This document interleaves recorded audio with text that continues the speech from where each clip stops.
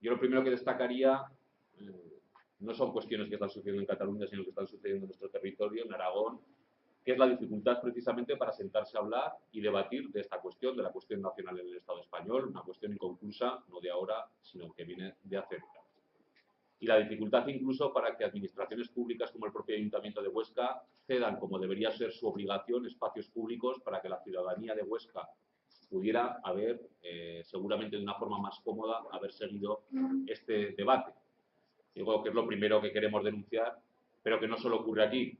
En Zaragoza también hemos visto cómo incluso cuando el Ayuntamiento de Zaragoza al que pertenezco y de su gobierno del que formo parte cede espacios en virtud de la normativa, no porque hagamos nada extraño, vemos como incluso los jueces son los que paralizan a petición del Partido Popular actos que nada tienen que ver con ninguna ilegalidad, sino con la defensa de ideas, que las ideas que sepamos en este Estado llamado de derecho son completamente legales.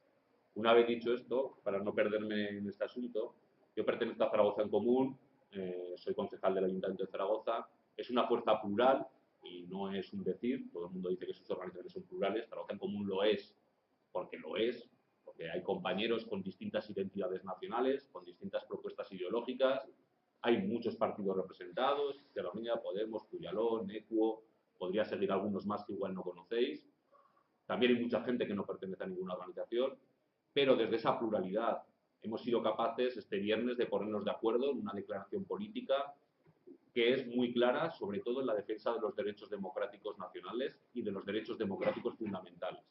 Es decir, en Zaragoza en Común seguramente no todos estaremos de acuerdo con qué identidad nacional tenemos muchas distintas maneras de entenderlo, pero en lo que somos una roca sin fisuras es en la defensa de los derechos democráticos. Y esto, como he comenzado diciendo, comprende el derecho de reunión, manifestación y asociación, pero no solo ese. También hay un derecho democrático que se llama autodeterminación o el derecho a decidir de los pueblos. Me da igual cómo suene en la última construcción, parece la más amable y utilizada en los últimos tiempos. A mí me da igual, puedo hablar indistintamente de una y otra sin ningún sonrojo. En el debate que tuvimos hubo distintas posiciones, pero tenemos claro que apoyamos el derecho, en este conflicto, el derecho a decidir en Cataluña, que nosotros sí que estaríamos por el diálogo y el acuerdo, que a todo el mundo nos hubiera gustado y nos gustaría que pudiera haber un proceso de referéndum con tiempo, garantías, posibilidad de campaña por el sí, por el no, y que eso lo tenemos muy claro. Pero en la misma declaración dejamos claro que no se puede pedir eternamente a los pueblos que estén esperando a que se den esas condiciones cuando al que tiene enfrente es incapaz de garantizarlas, y en este caso hablamos claramente del gobierno del Partido Popular. No es, yo creo que no hace falta poner voz grave, porque sabéis que lo que está sucediendo es grave. En Cataluña se han llamado más de 700 alcaldes, representantes del poder municipal.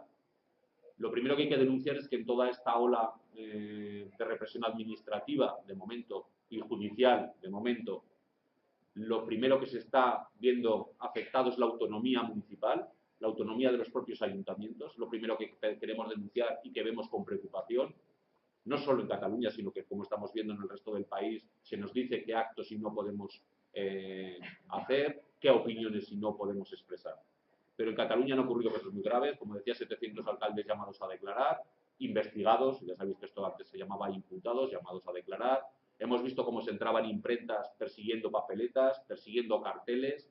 Hemos visto cómo uno tras otro se desconectan servidores web, aunque graciosamente, habitualmente en Internet es difícil ponerle puertas al campo y suelen aparecer otra web con el mismo contenido en apenas horas.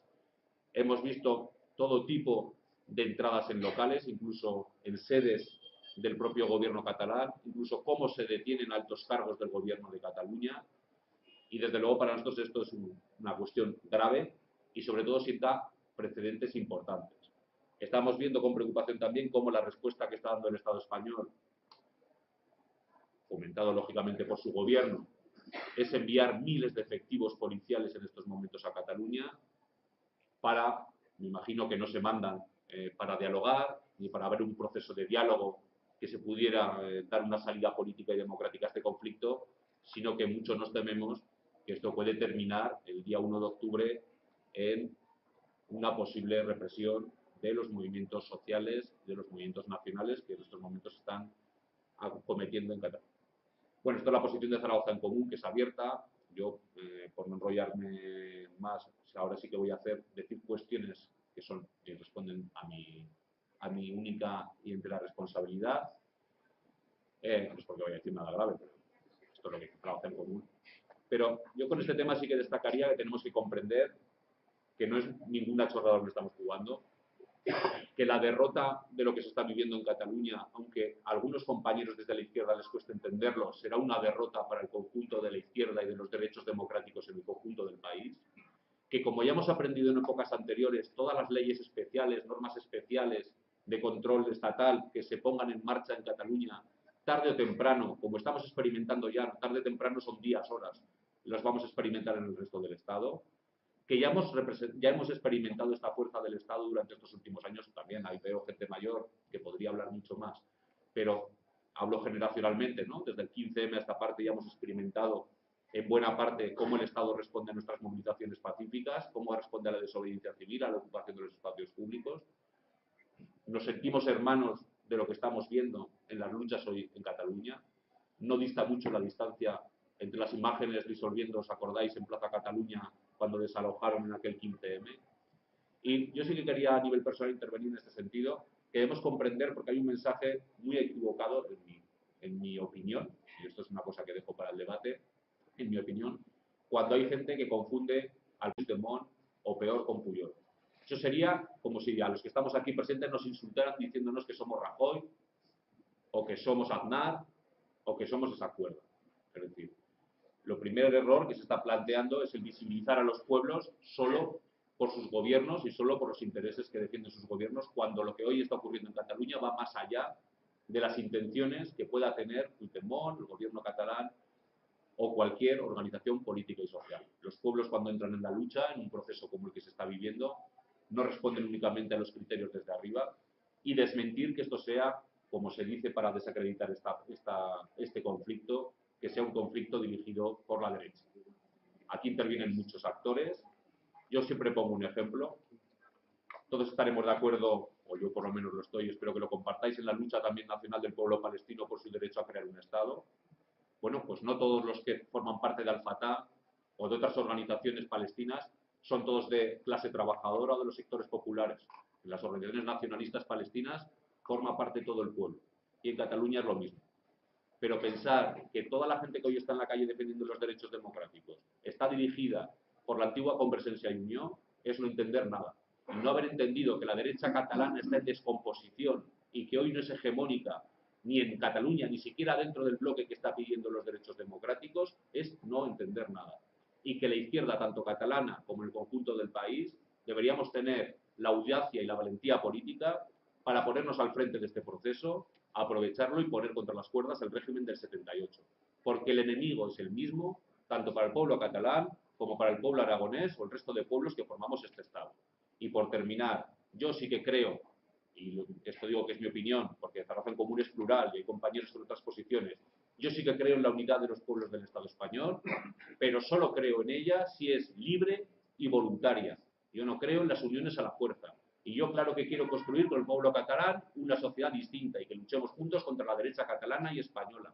Pero lo quiero hacer de manera libre y voluntaria. Si no, prefiero no hacerlo. Y dicho esto, reconoceremos hasta las últimas consecuencias sus derechos, aunque no esté de acuerdo. Y eso incluye el derecho a la independencia de Cataluña y a que creen su propia república.